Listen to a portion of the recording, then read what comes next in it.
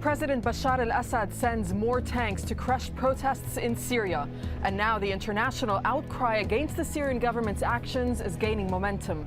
But are words of condemnation enough to end the unrest? This is Inside Story.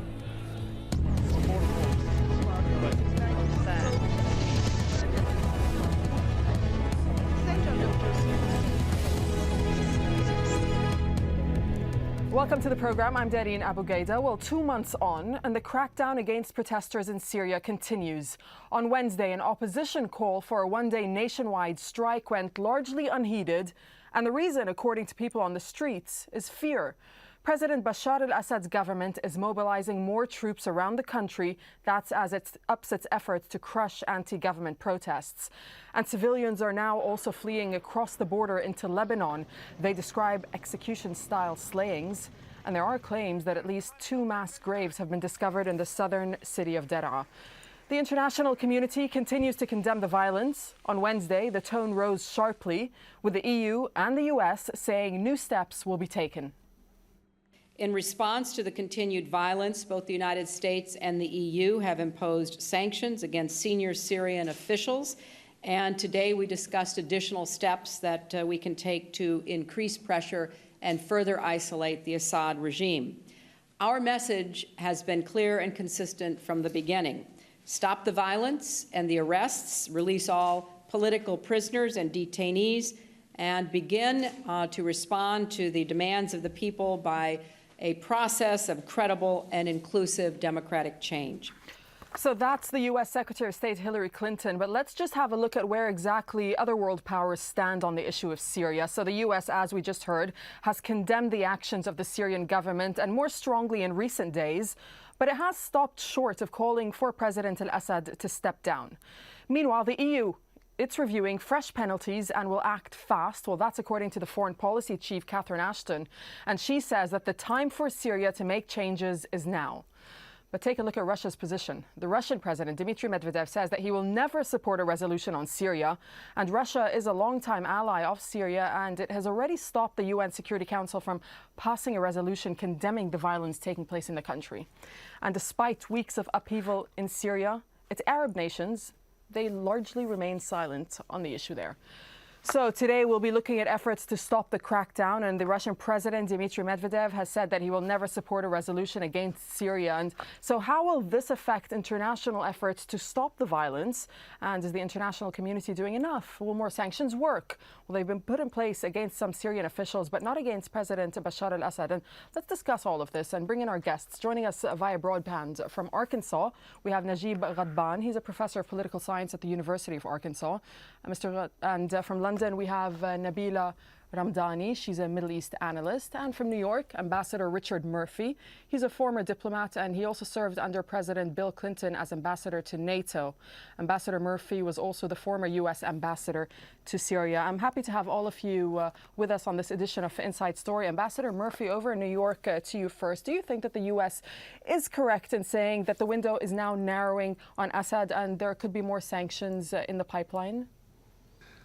Well, as Syria continues down the road of increased pressure and violence against its own citizen, clearly the pressure is going to continue and grow from the international community to stop it and get serious about democratic reforms which have been promised over the years but never carried out. Okay, and the EU and the US, as we're saying, warning of these sanctions, round 2 of sanctions in this latest unrest. What may these be? In what form could they come, in your opinion? They could come, I mean, people have focused on singling out the person of the president to put him on the list of those sanctions, but there's a range of other measures that could be taken affecting Syria's financial relationships with Western banks, with the Western financial system. I would imagine that those are on the list of ideas which are being discussed between Secretary Clinton and others in the conference in Europe. Nabilia Ramdani, over in London, do you think that Bashar al-Assad himself will be a target of these sanctions this time around, because he wasn't the first time? Well, absolutely, and that's what is astonishing in all this. And I think the whole idea of putting pressure on the Assad regime by tightening economic sanction is absolutely tokenistic. Let's not forget that Syria is on the list of Washington already because of its presence on, because of its sponsor of state terrorism, and that include aid restrictions but also export bans. The EU has now threatened to further the sanctions, economic sanctions against key political figures in the Assad regime, not targeting Assad himself. And I don't think that's going to put enough pressure on Syria at all. This is very tokenistic, as I said, and it's very clear that by not targeting Assad himself, the international community is sending the clear message that they do not want him to go. What concerns me the most is that in spite of the absolutely heartbreaking reports that we're seeing coming out of Syria, the international community is giving as much time to Bashar al-Assad as he likes to change his ways and to introduce further reforms. Now it's very clear that he's not responding, but instead an unrelenting and bloody crackdown is still going on.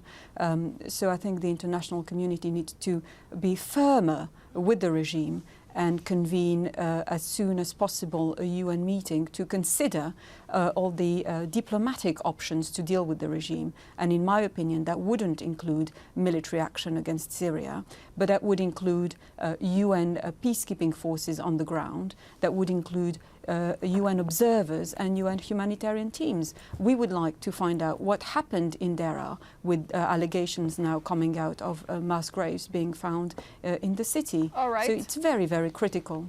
Okay, let's get the view from Arkansas. Najib Ghadbian, same thing to you. Why do you think that Assad was not a target himself in the first round of sanctions that we saw? And do you think that the US and the EU will now include him as well as his other officials should they impose sanctions in the next few days, as they are warning they may do? Well, I think in the first maybe round of sanctions, they decided to keep Assad personally out of this to give him a chance maybe to basically take genuine steps toward reform, as he promised, and in a way, to leave him a room so he could prove himself. But I think I agree with Nabila that he has not done anything to the contrary.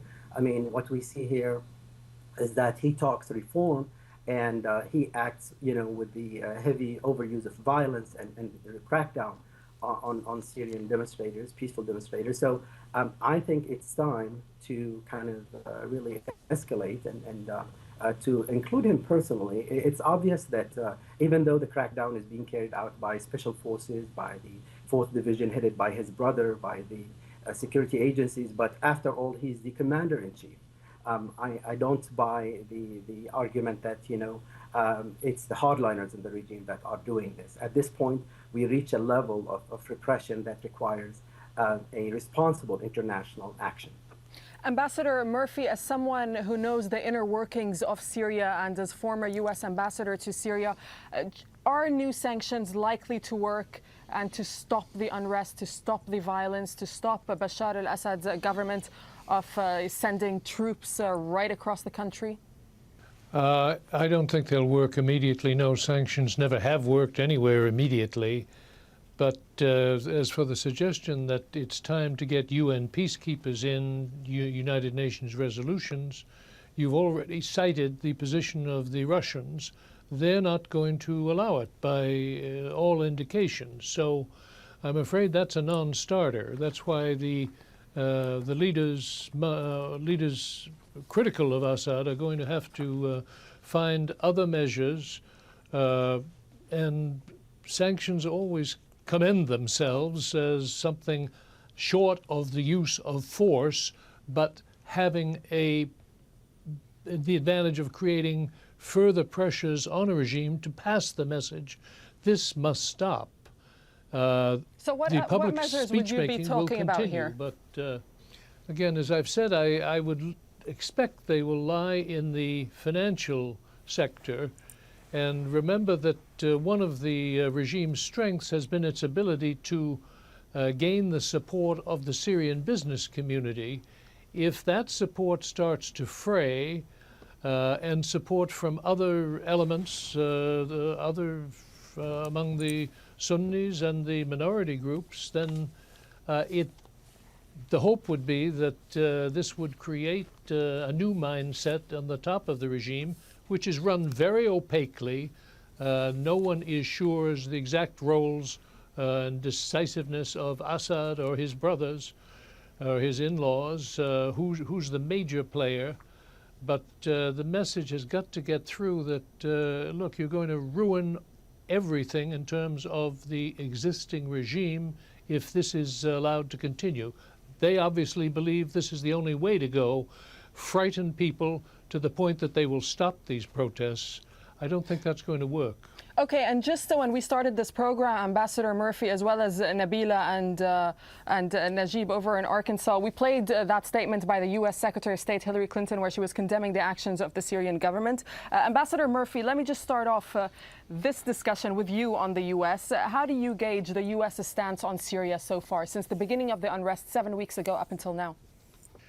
Well, it has been a restrained response in contrast to the immediate rhetoric about Libya in response to the American efforts to caution the Bahraini leadership about what they were doing. This was very measured, and I think it shows the mindset in Washington that the Syrian regime is in a position to make a great deal of trouble in the region if that is going to serve to its advantage and perpetuate its own leadership.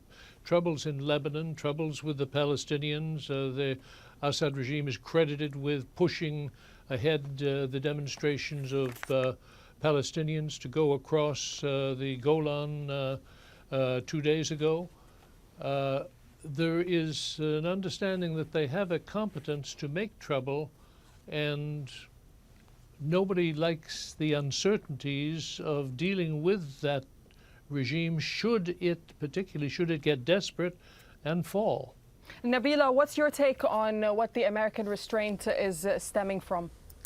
Well, I think, first of all, we have to highlight that the situation in Syria, in fact, exposes the double standards of the international community. Let's not forget that what motivated a UN intervention, a military intervention in Libya, was the fear of a potential onslaught on civilian populations in Benghazi. Now, we are witnessing an actual massacre taking place in Syria, and yet, the international community is very, very cautious about its criticism on the Assad regime. Now, it's very legitimate to wonder, why is it that a potential onslaught on Benghazi led to an endless air bombing campaign over Libya, while an actual massacre in Syria is leaving the international community extremely cautious? So would you advocate a military intervention on Syria then, Nabilia? Absolutely not. The point I'm making is that Libya has an awful lot of oil and natural gas to offer, which Syria doesn't, and that's primarily what motivated the military intervention in Libya. Let's be perfectly honest about it. We heard Secretary of State Hillary Clinton, but also President Obama himself, and leaders of the European countries stating very clearly that the end game was to end the Gaddafi regime, either by introducing a regime change or by ending Gaddafi himself. And it's no coincidence that NATO is now stepping up its attacks to try to assassinate Gaddafi. Now, the reason why the Obama administration has been extremely cautious over Syria is because the Syrian crackdown poses a dilemma for the Obama administration. It's very concerned about the strong ties between the minority of Alawites in Syria and indeed the Shia in Iran. And of course, Iran is a foe of the US and a foe of Israel. And although the Obama administration would like to see President Assad go, it's also very concerned about the uncertainty that he will bring about in the region, and there are fears that indeed a more radical regime would take would take over, Najib and what the Ghadbian in Obama administration has in mind. Nabila, thank you very much. I'd just like to get Najib to comment on your analysis. Do you agree there with what Nabila is saying, and that the U.S. is happy with the status quo? Having the Syrian President Bashar al-Assad in power is better than not knowing what comes along after him? I think there is some truth to that kind of assessment, and I agree with Ambassador Murphy. But what we see here, and this is, I think, the weakness of the American position, I think it's something mentioned by Nabila as well, is the fact that this movement in Syria is a continuation of what happened in Tunisia, Egypt, Yemen, and Libya. It's the same kind of mass movement calling for democratic, peaceful change in that country. And so by now, you would have expected that, the Obama administration, the European Union, to have developed policies to basically be able to support these movements and to kind of benefit and learn from the mistakes that were made in the previous policy. Now, let me be specific here, what I mean. I mean, I don't believe we are calling here, none of us is calling for military intervention in Syria. But I think at this point in Syria, it is time for the Obama administration to say that Bashar regime is not legitimate. It's not legitimate to start with. It's a regime that came to power through like military coup and reasserted itself through these and if he were to say that, though, Najib, if he were to say that President Bashar al-Assad is not legitimate, what difference would that really make?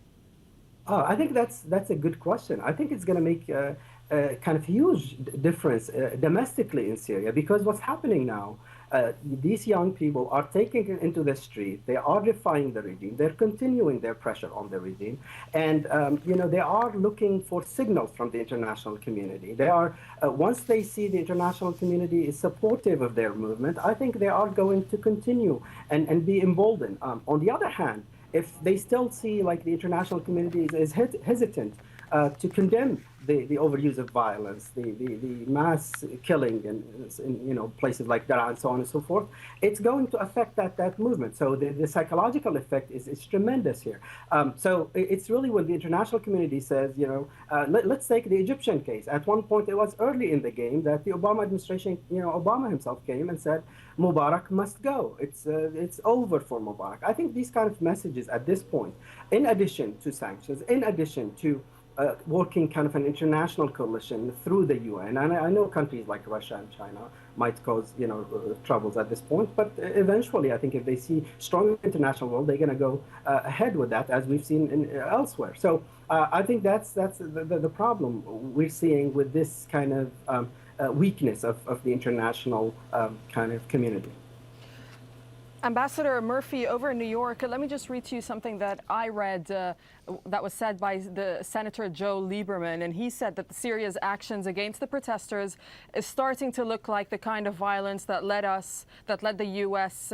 backed military strikes on Libya. So we were just talking a little bit about this with Najib and Nabila. I mean, do you see military intervention in the cards in Syria? I don't. I see it. Let me be clear. I'm not part of the administration, but looking at the American position, I don't think that's going to be a source of military intervention by American forces or any great support for military actions on an international basis. Let me make the point just on Libya that I don't believe that oil was in any sense a prominent factor in the decision-making to authorize the use of force. The Libyan leader had personally threatened to go room by room and root out and crush, etc. Very bellicose rhetoric from a leader who has been generally considered to be on the borderline of being totally irrational. Now, the American attitude on Egypt has been, well, it was this swelling support from the Egyptian people of all backgrounds. We didn't like getting into a Libyan situation which would turn into a civil war, and that question is still open. In Egypt, it became much clearer. We did flip-flop at the beginning. We said the situation is stable, Mubarak is not a dictator, and then we came to measure more accurately the mood in Cairo. Is that mood at that point in Damascus, in Aleppo, Banias, Homs, that the regime must go and that this is, that's the right side of history, that's the way, all of that rhetoric that you've heard over our airwaves. But as far as Senator Liebman's prediction, I think he's going further than the American public and the administration is prepared to go. All right, Nabila. Let's see more of what the Syrians themselves want. Okay, Nabila, go ahead, because I saw that you'd like to respond there to what the ambassador was saying. Effectively, what the ambassador is telling us is that we went to war against Libya based on rhetoric, based on speeches made by Colonel Gaddafi to highlight his determination to put down what was essentially an armed rebellion. Let's not forget that the situation in Libya is very different from what the situation in Syria is at the moment. There is in Libya a perfectly legitimate rebellion which is challenging a very nasty regime. These are armed people, and effectively what's happened in Libya, it is a failed armed rebellion which has been turned into an all-out war against Gaddafi and his regime. Now, the rhetoric of Colonel Gaddafi, indeed threatening to carry out a house-by-house search to try and dislodge and indeed put down an armed rebellion was absolutely frightening, because the implications would be that civilian population could have been killed in the process of doing that. But we are not dealing with rhetoric or speeches in the case of Syria. There is an actual massacre which is going on. There are actual house-to-house searches going on, people being killed, men, women and children. I have seen footage of children lying in pools of blood. So we are not talking about speech or rhetoric in the case of Syria. Curfews are being imposed. There are now claims that mass graves have been found. These are very, very serious facts that we need to deal with. Curfews are being imposed. Villages are being deprived from, being supplied with water, electricity, food. These are very critical conditions. These are not based on speeches or rhetoric. We're talking about the reality. Okay, we're on our last 2 minutes of the program, unfortunately. But Najib Ghadbian, over to you in Arkansas, because I just want to give a moment to, let's all look at the way forward, because the Syrian authorities now say that they plan to hold a national dialogue with members of the opposition. The opposition says they want an end to the military operations and for prisoners to be released. I mean, where does the government and the opposition go from here? Well, it seems to me, and again, as Nabila mentioned, the problem in the case of Syria is not the rhetoric. In fact, they're saying some of the right things, but their action on the ground is account to crime against humanity. I mean, they're besieging whole cities, sending, the arrest, the killing. We reached 900, killed, about 9,000 missing / arrested. So it is serious. And again, the sign we've heard about the national dialogue from the government, I mean, they're really not in the mood of making serious concession that's going. I mean, we and those of us activists, I mean, we welcome the idea of a national dialogue. Those were our demands early on. We were calling for, gradual reform that would lead, and this is a point I want to emphasize, would lead to a shift from this mukhabarat state into like a state ruled by law, into a kind of multi-party democracy in Syria. And I think Syria is ready for this. I just want to comment quickly on one thing that's really behind many of the fear of the international community's kind of position, and that is, the alternative to the Assad regime is always chaos, civil war, etc. This is like what these regimes have used and tried to use in the case of Libya and in the case of Egypt before that. And I think we should put this kind of scary tactic to rest. I think what we see in Syria is mass movement, represent all Syrians of all backgrounds, And I think they are willing to make the sacrifices necessary to move into, like the Egyptians, like the Tunisian, like the Yemenis, everybody else, into a democratic regime, into like they want to really move on to have better opportunity, equal opportunity, and so on and so forth. I think the international community must kind of stand up to its responsibility. All right. Appreciate your time, Najib Ghadbian from Arkansas, and Nabilia Ramdani and Ambassador Richard Murphy. Thank you very much for talking to us on this edition of Inside Story. We appreciate it. And of course, we welcome our viewers' comments and suggestions as always. You can email them to us at insidestory@aljazeera.net. Goodbye for now.